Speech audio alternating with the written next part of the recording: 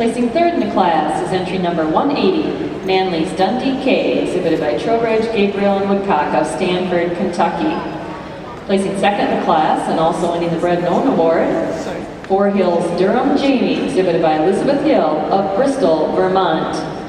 And winning the class is entry number 172, Ms. Dundee Balinda, exhibited by Rocco Cunningham of Penngrove, California. Congratulations.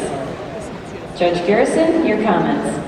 Well, this is a really nice class of young junior 2-year-olds, nice udder heifers right on through the other end of the class. But you talk about nice udders, and that's their first place heifer here. She's pretty, for me, very easily our first place best udder. This is a young heifer. I mean, she looks like a young heifer, but I tell you, she's got a lot of quality and correctness. I mean, she really does kind of put it together.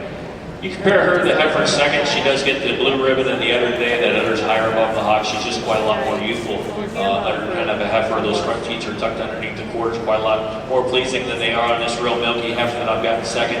Our first heifer is also a heifer. It's just a little harder over the top, just a little fuller right there in the loin than this second place heifer. And I prefer probably the set to the leg from the side view as compared to this heifer in second. The second heifer, when you get her in line, her width, the rear udder really overpowers the class. I tell you, her rear udder, particularly the height right at the top of the rear udder, gives her the advantage over the heifer in third. I tell you, she's, for me, just a little wider heifer all the way through, and I think has a big advantage today in how she walks on her rear feet compared to this heifer in third. The third heifer is a stylish dairy heifer. She's a heifer that does show quite a lot more style. She's a heifer that's quite a lot more correct in her teeth size, shape, and placement, and she's quite a lot snugger in her other attachments than the fourth heifer coming out in line. The fourth heifer then uses her youthfulness of udder, her snugness of udder attachments, particularly the forwarders. Go over this little girl's cow coming out next. The cow looks like she's given a chug of milk, and I think gets her right up into a head of a group of heifers, probably just from that quality and the looks of the appearance of just a little more volume of milk over a couple of nice udder heifers, maybe just a tick too immature.